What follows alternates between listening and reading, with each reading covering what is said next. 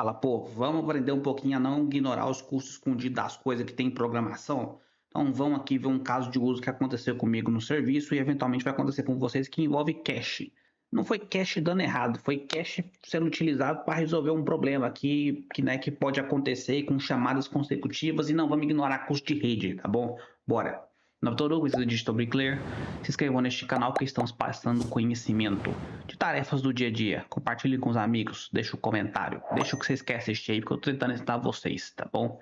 É isso, bora pro vídeo. Seguinte, cenário, a gente está buscando uma lista de pedidos no banco de dados. Essa lista de pedidos pode ter múltiplos pedidos para o mesmo usuário. Então, meu usuário, por exemplo, Marretinha 123, dentro dessa lista ele pode ter 10 pedidos, 15 pedidos. O usuário de vocês que é Coda Fofo 42 pode ter, sei lá, 20 pedidos, 10 pedidos de novo.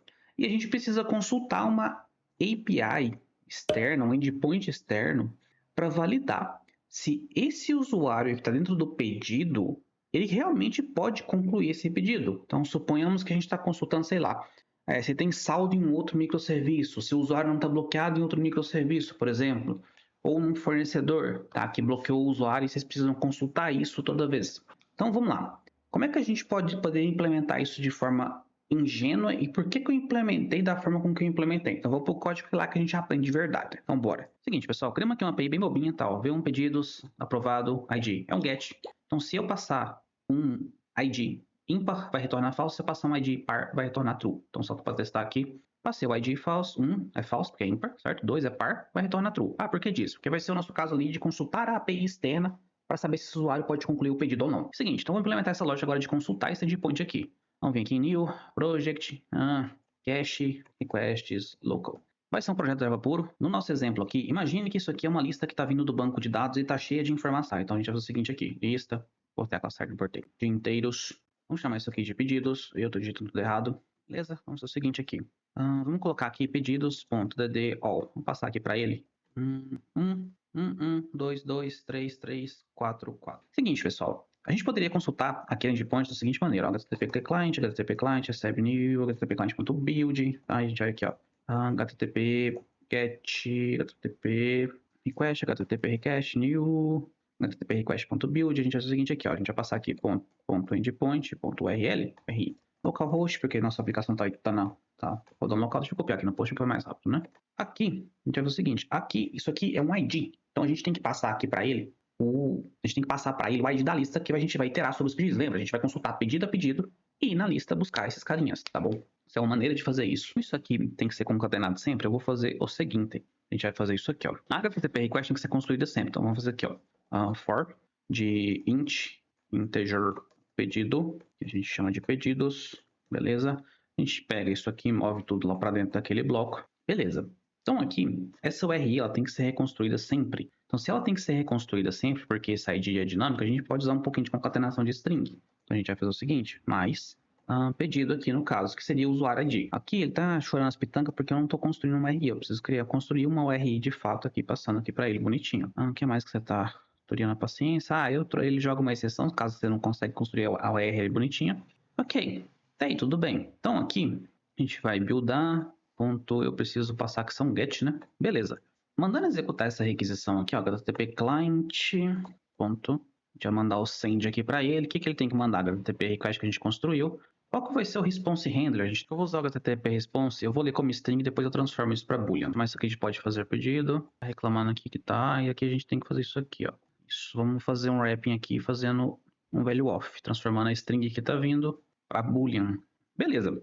Fazendo dessa forma aqui, ó, só fazer o seguinte, fazer um count aqui rapidinho, usuário, e a gente passa aqui para ele, usuário, a gente passa aqui o pedido, mais pode fazer pedido, e a gente passa aqui a resposta para ele, de fazer pedido, mais, entra aqui rapidinho, mais rec count, mais count aqui.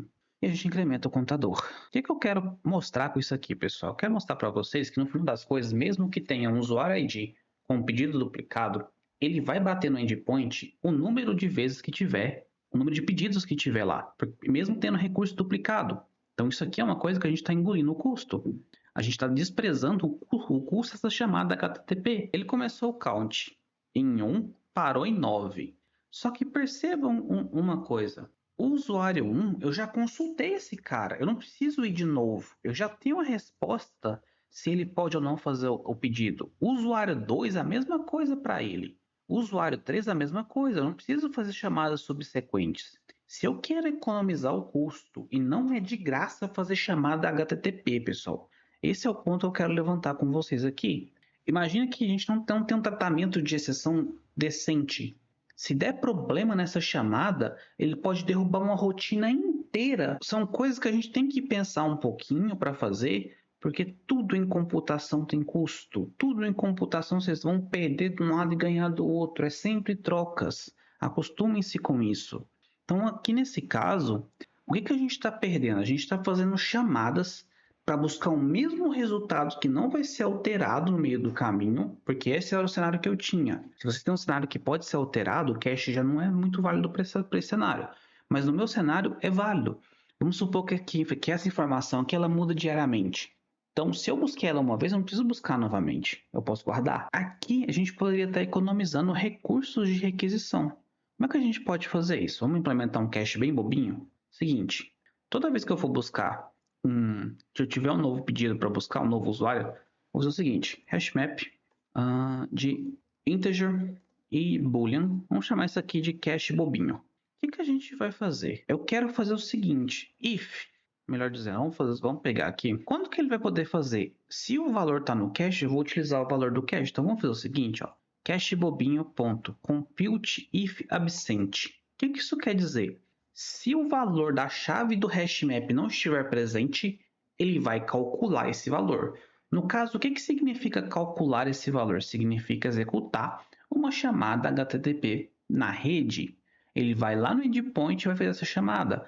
O que a gente está querendo evitar isso para usuários que estão se repetindo nessa lista, que tem o mesmo ID.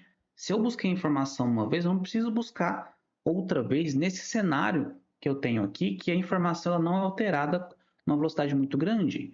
Então é isso que a gente vai fazer. Compute if absent. O que eu preciso saber? Tem a chave? Qual que é a chave? A chave é o próprio pedido. O que ele vai fazer aqui?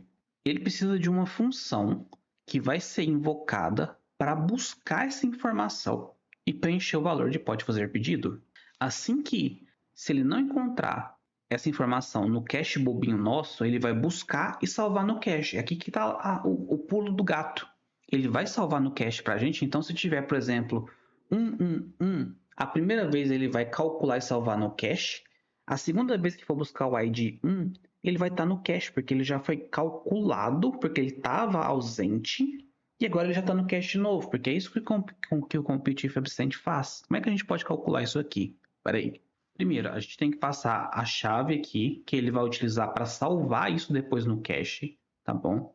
Aí, aqui começa um pouquinho das coisas que são complicadas, tá? Pedido que, quando ele invocar esse Compute If Absent, ele vai fazer bind do valor de pedido aqui em pedido key, se eu não estou enganado, tá? E vai executar nossa função. Aqui ele tá chorando as pitangas, porque esse aqui joga a exceção igual um louco para cima. Eu só vou comer a exceção aqui caso dê erro. E é a mesma coisa aqui com RI.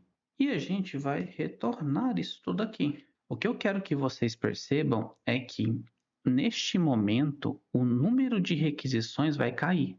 Porque eu só vou incrementar esse count agora toda vez que ele computar. Aqui é Java, né, e os probleminha dele com o mundo, né? Depois eu explico isso para vocês. Então, o que a gente está fazendo agora, pessoal? A gente vai computar somente se pedido já não foi computado anteriormente.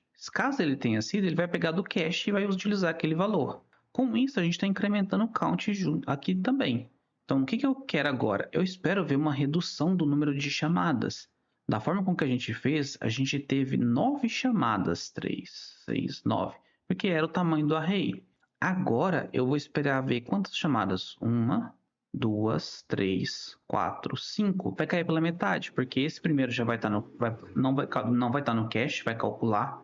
Esse vai estar no cache. Mesma coisa para o 2, mesma coisa e por aí vai, tá? Então vamos executar isso aqui, porque esse compute if absent é um método muito poderoso. Tô só get aqui, né? Vamos executar. O count final foi o que eu falei para vocês. Foi 5. A gente inicializou o count com 0 e fez o que a gente queria que fizesse. A primeira vez ele computou, porque não estava, então ele entrou aqui compute if absent. Ah, tem o número 1 no cache, que é o cache bobinho? Não tem, então computa. Aí ele vai pegar e colocar o valor de pedido na chave de pedido, porque vai ser o que ele vai utilizar para salvar no cache depois como chave. Vai incrementar nosso count, vai lá buscar a informação. Quando ele busca e retorna, ele usa essa chave para colocar o valor no cache. Então, nesse momento, ele faz um cache bobinho.put pedido key, que está com o valor de 1, e o valor que retornou do endpoint.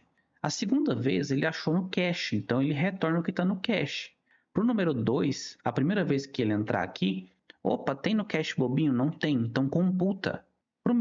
E de novo, no outro número 2 está no cache, então retorna. Para o número 3, mesma coisa, a primeira vez não está no cache, então ele vai computar. A segunda vez, ele vai buscar no cache, e assim subsequentemente, tá bom? Então, o que a gente ganhou com isso, Pedrinho? Porque agora a classe ficou enorme e um pouco vocês agradecem ao Java por try-catch, né?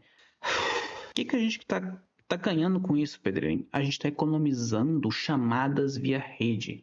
Chamadas via rede não são confiáveis. A internet não é confiável. Mesmo que seja a mesma rede, é uma falácia. A internet não é confiável, rede não é confiável.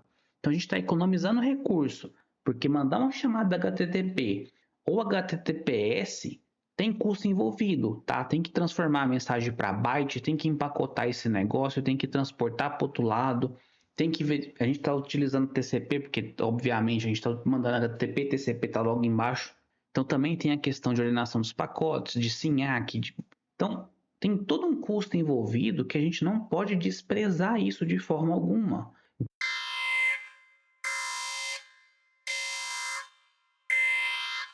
Então, o que a gente está fazendo é, eu tenho um valor que não altera com tanta frequência. Então, eu vou fazer um cache desse caralho, desse valor, porque aí eu fico economizando chamada de rede. Porque imagina que isso aqui tem 1 milhão de pedidos e, sei lá, tem 200 mil usuários ali só. Cada usuário está com 5 pedidos. É isso? Acho que é isso. Confiamos na minha matemática, né?